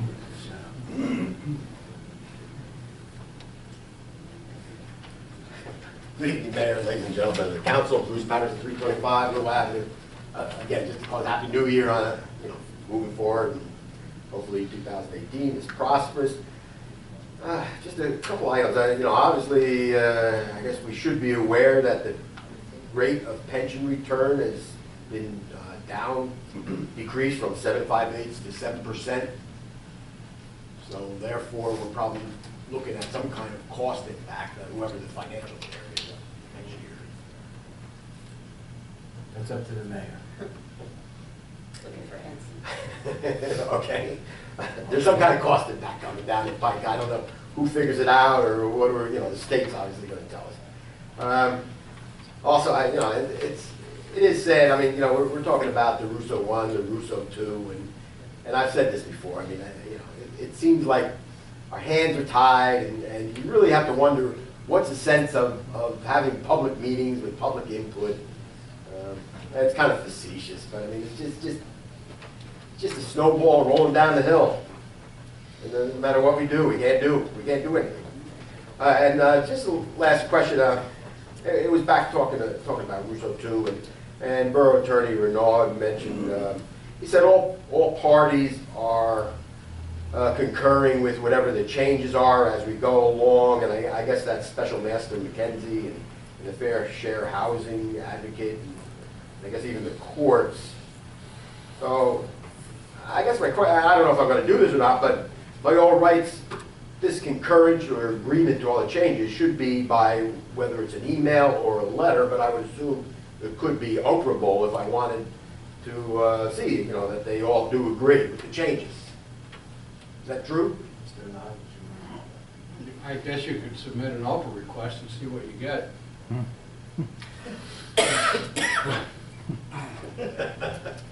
Well, I'm just saying, I'm not certain what's in writing, what was discussed at case management conferences, what was talked about when we appeared on the 30th.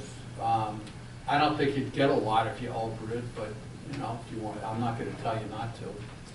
These are serious, changes in reference to the public's Well, interest. the reason why, because, I'll tell you the reason, because the increase in the number of units increases the amount of affordable housing. So obviously, Fair Share is not going to object.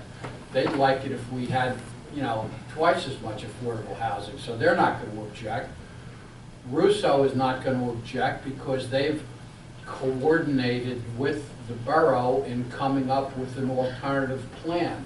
The special master is not going to object if neither Fair Share nor Russo object. So it shouldn't be a great surprise to say, why is nobody objecting? Because they're not objecting because it increases the number of affordable units, not by a lot, but by 1 or 2 anyway. So they're not, if you knocked it down, if you said we're gonna do 30 units, then we'd have a problem.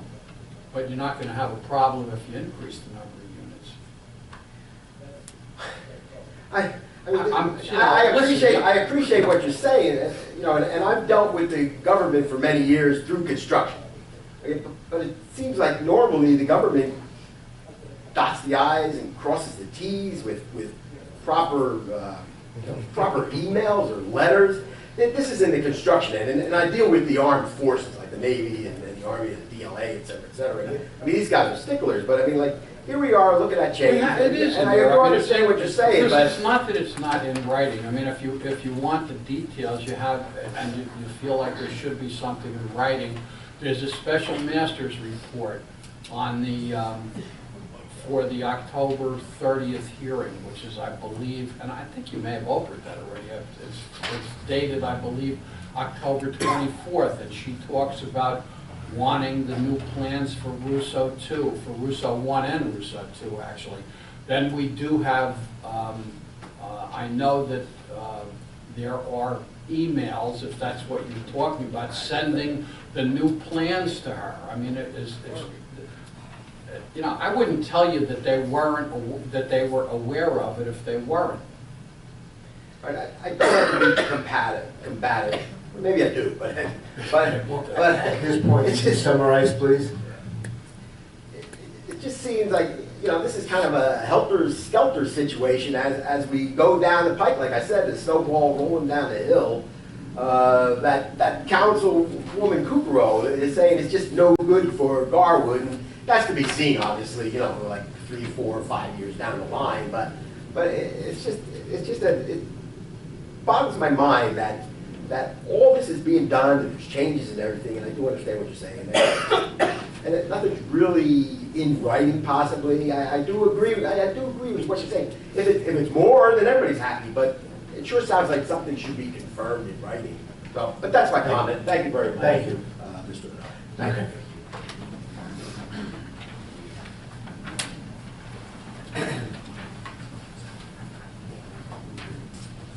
Evening, Mayor and Council, Al Del Conte, 545 Locust Avenue. Merry Christmas and Happy New Year to all. You too. Thank you. Notifications on the Russo development. At the last planning board meeting, Mayor and Councilman Sarna, there was only like 3 residents. That's correct. I happen to be one of them. You're absolutely right. I had just gotten my notice, registered letter in the mail today, telling me about that meeting. Okay, and that was on December 14th, I believe it was. It was mailed on the 1st at a Carlstadt registered letter. If council can do something to at least notify the residents that are getting these notifications. You talking about the 200-foot notification? The site plan hearing for Russo 1, I think you're referring to, when we had part 1, I guess. The one you just had? Yeah, that's what it Yes, my notification just came in the mail today. Are you saying that you never, I understand you say it just got delivered. You saying that the mailman never came to your house between December 1st? I get my mail every single day. I just received that today. Like, it didn't come and nobody was there that day? Nope. No? Never got a notification that How could it nobody was be, there. I mean, you know, yeah, you can't blame the developer. I'm not I'd blaming, love to- I'm not blaming I the know, I'd developer. love to hear from the post office how it could be That's where that it's something going. could be That- mailed on that's- December 1st and not get there until December 26th. That's ridiculous. I'm not blaming anybody sitting No, here, okay? I'm not blaming the developer. No, I didn't hear you were blaming the developer. I just wanted to It's clarify here. the facts. It's If here. that's the case, that it was mailed on the 1st and appears to be postmarked on that date and didn't get to you for the 26th, I don't know how, I mean, if we can't count on the post office to deliver anything any faster than 26 days, then we have a problem. Well, Garland's not doing it, but the mail's been a problem for quite a while. Yes. Not that bad. I mean, I Oh, agree, it's yes. bad, but Oh, not yes. 26 days. They're coming 7:30, 8 o'clock at night sometimes, so. Mr. Conti, if we have a separate conversation, maybe in a day or two, I will go to Cranford personally and find out what's going on. Well, what does he do though? Because you need 10 days, 10 business days notice for that. Only has to be 10 days mailed. That's the law. Well, And then, So what does he mail do? 12/1, you said? And they did that. It's postmarked. Yes, it's postmarked December 1st. Okay. That could be a loophole in something. I mean, I would have expected more residents to be here at that meeting, okay? Just to hear what was going on or to say what things were going to be, but there wasn't any. Now, is it because they didn't get this? I don't know. Or because they just figured It's done. and you can't do anything more about it? Whatever. And you know, I come in a lot and I complain about streets and roads and construction and the way things are done and how things are done. And it was a lengthy conversation. I spoke to many people about it. I don't know if everybody's aware of what happened up here, but Center Street was repaved last year, okay? And last week, Friday, we had a utility company come in and poke 3 holes in it. I thought we had a 5-year moratorium on that. I know that utility companies need to do work, but everything that was told me was all known way before any construction was done. You want to talk about a waste of taxpayers' dollars? Okay? I don't care how they're going to do the repair. I don't care what way the repair is going to be. It shouldn't have been done. I drive over 2 of them holes every single day, okay? Been waiting years for that street to be repaved, okay? At least you could wait 5 years. I don't agree with it. Where were these holes? Where were the holes? I think it's the 300 block, right here. The new construction. The new house, the house New that house. burnt down, they Right. brought gas into that, Right. into that house. And they poked 3 holes in the street. So I could beat a dead horse till it's dead s'more. It's done, okay? It's over, it's done with it, it's done.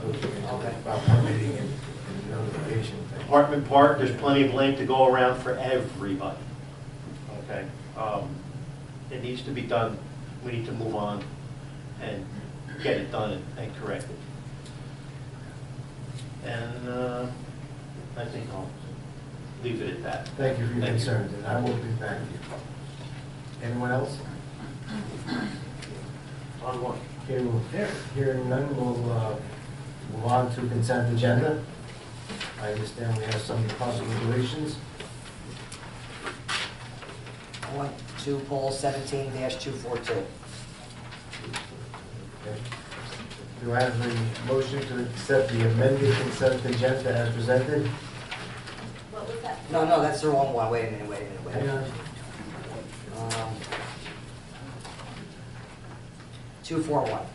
Can I ask about 242? Not Poland? What's generally office furniture? Kathleen, do you know off the top of your head?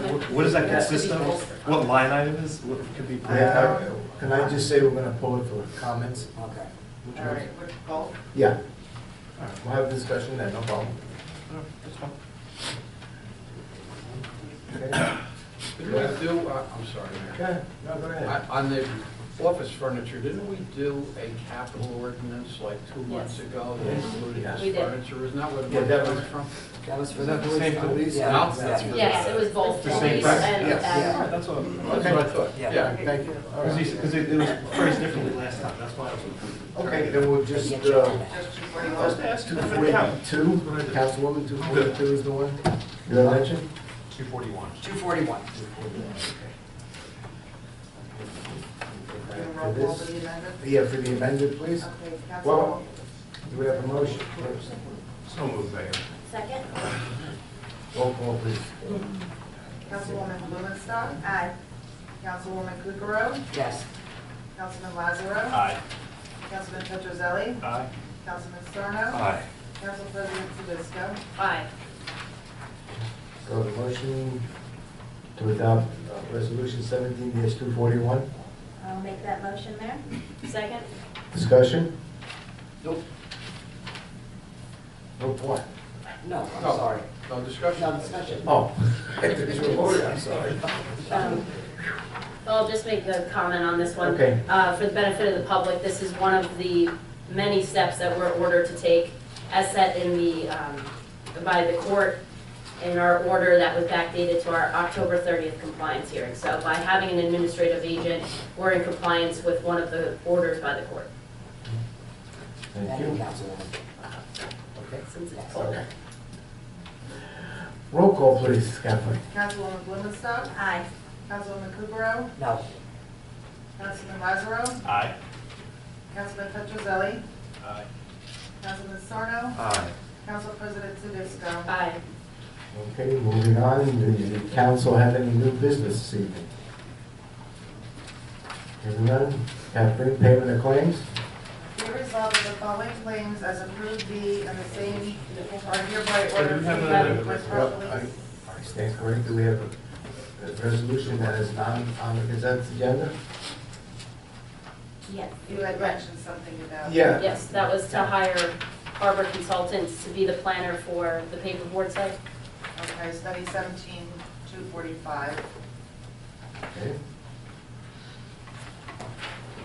Do I have a motion? So moved. Second. Mr. Nine, discussion. If anybody has any? Okay. I think this is the right move to do. Okay. We've had plenty of meetings with the joint planning board meeting and everything, and the one thing about Harbor Consultants, it consists of one of the principals who lives in town, has a vested interest here, and in my discussions with him, is a valuable asset. No disregard to any other firm, they have all kinds of reputations and whatnot, but you can't, there's an intangible when someone that lives here, and that's something you can't put a price tag on. So I fully support this resolution for the paperboard site. Thank you. Roll call, please, Ms. Kathleen. Councilwoman Blumenstock. Aye. Councilwoman Kukrow. No. Councilman Lazaro. Aye. Councilman Petrozelli. Aye. Councilman Sarno. Aye. Council President Tedesco. Aye. Okay, I understand there's no new business this evening, for the council.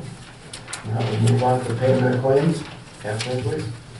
Be it resolved that the following claims as approved be and the same are hereby ordered paid when properly signed and verified, and the payment of payrolls as listed is hereby confirmed and ratified.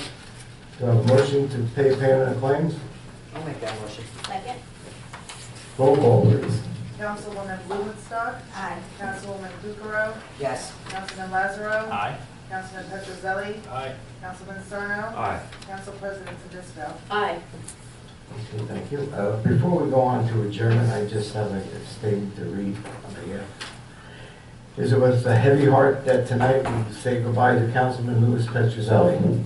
Councilman Petrozelli has diligently served the borough of Garwood for 9 years, and I want to express my deepest gratitude and thanks for his dedication, commitment to Garwood and his residents, who has always been sincere, reliable, and professional, and has never shirked any of his duties or responsibilities as a councilman. As we will surely see him around town, we can now greet him as Fireman Petrozelli. I have recently, because he has recently accepted a position in the Garwood Fire Department. Thank you. I wish you and your family well in the new year and in your new line of service as a resident of Garwood. Thank you. Anyone else have? I say a quick note to Councilman Petrozelli. I just want to thank you for your hard work for the past 9 years. And I want to say how much I've appreciated working with you this past year. I know your heart and soul goes into this work, and we will be sad to see you go. But I think it speaks to your generous spirit that you are continuing to volunteer for our town as a firefighter. And I want to thank you for that. You're a great role model. Thank you. And I just want to echo that as well. You have a great, practical, sound mind. You have great reasons that you provide for why you believe what you believe, and I value your insight, and I will continue to use you for, a lot of the decisions that we make, because I value your opinion. So thank you so much for all your service. You're welcome. Thank you. Take the Mr. Patterson position and go last here. So I have written a number of prepared statements to wish a fellow council person all the best as they are at their last council meeting, and to say thank you to them for their years of service. All those before tonight were actually fairly easy to write. This one, not so much. I think it's because, part of the reason anyway is that I don't know what it will be like to serve on this council without you here, Lou. And, for the last 7 years, we've been quite the team, and I'm very proud to have served with you for so long out of your 9-year career on the council. And I know you're certainly not one to brag about what you've done, but I'll brag about you anytime. And we all know that you're the one we can count on to show up, give ideas, and respect others, even when in disagreement. And so I'll give you a couple stories. When Lou and I ran together back in 2011, I had recently joined the council by appointment, and we quickly found out that we didn't agree on all the issues. But Lou showed me as much respect at the age of 22 as he would any other council person, and I think a number of other people would not have treated me as an equal partner when we ran together, but Lou certainly did. And I appreciated the team that we made as running mates. We shared many laughs on the campaign trail in between houses, and it made the task of walking each weekend that much more fun. And he also entertained my nearly daily phone calls, so I appreciate that. When Garwood needed someone to act like a project manager at the Recreation Complex construction project, it was Lou that spent countless hours on the phone or at meetings with the contractor and professionals, and it was Lou that spent more time at that site than any other person. Although it's certainly been a headache for some time, that project. I know it would be a far worse headache if Lou had not taken such an active role in that construction project. Lou has always been an important member of our community as a business owner who has supported many local organizations and town events, and as well as his service as a citizen. He has coached baseball, basketball, and soccer. Baseball, basketball, and football. I don't think that any soccer. He even earned the title. Yeah, I didn't think so. He even earned the title of favorite coach by my brother, and that was without any prompting from me. He also served as a member of the planning board before he joined the council. Lou is also a current member of the Knights of Columbus and serves on the Lions Club with me, so I can attest to his great batter-making skills. And I am sorry if I'm forgetting any, but I know your record of service is very long, and I want to thank you for your continued volunteerism, as the mayor pointed out, with your new membership to the Garwood Fire Department. I wish you well in your new endeavor as a firefighter. You have always said, for all the years I've known you, that you'd like to volunteer with them once you were done on council, and thank you for keeping that promise like you have every other one. Being a council person in many ways is a thankless job, and one that you even get personally attacked for. But tonight I want to say thank you to Lou for all the time and energy you've given to your role as a council person. And I also want to say thank you to your wife Jackie and your children Tori, Lewis, and Anthony for sharing you with Garwood. And so I'm very happy to have you as a true friend. And I know our lives get busy and hectic, but don't ever hesitate to pick up the phone and give me a call. Thanks, Lou. Thank you, Sarah. I didn't really have an idea or a thought to really sit up here and talk about me. But I mean, thank you for all the kind words, Luca. Thanks for the beer. It's something that has been an experience, and I really like to thank the people of Garwood for having trusting me for three terms to be up here and really work for them. I have an inner burning to always help out people. It's something that I don't know, I just learned as a kid, through my parents, and the reason why I moved on to the fire department is because I saw that they needed people over the past few years. It's been kind of rough over there, with members passing away. And I saw that they were getting older, not that they want a 50-year-old, but, but I had the firefighter 1 certificate, and I found a place for me to go, and I could still help Garwood. I will be forever grateful for everyone who helped me during these 3 campaigns. Sarah, yes, I welcomed you with open arms. I ran with John Lincoln, who was, Jen's brother. We had a good time as far as campaigning. Everyone's knowledge up here is something that I will always take with me. Whether I agree with people or didn't agree with people, we always found a way, to get through it and at least keep Garwood's best interest at heart. That's just who I am. I'm someone who is going to listen to people, and I'm always going to give back because I just have that in me where I think that people do need help. And, other things, you talk about, the compassion for seniors. I had a couple seniors call me and they kept on telling me how their light fixtures don't work, and I get there and it's just a bad light bulb, and they want to, break out their wallet. I'm like, look, just, call me when stuff happens. I don't want to see someone getting taken advantage of. But I just wanted to say thank you. Thank you for everybody. It's been a great learning curve with everybody in the office. Bob, you taught me a whole bunch of stuff, and I feel most comfortable, when you're speaking. So, again, thank you, and it's been a great 9 years, but I'm not going anywhere, and Sluka, no, I'm not moving, so I plan on being here for as long as I'm alive. It's only been 24 years, but it's been a great past, I don't know, at least 22 of those, once you start to get to know people in town. So, thank you again. Appreciate it.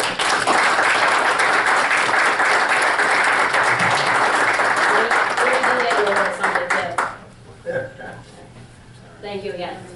Yeah, I'll read it. It says, presented to Councilman Petrozelli, Louis Petrozelli, in appreciation for your dedication and service to the Borough of Garwood, January 4th, 2009 through December 31st, 2017.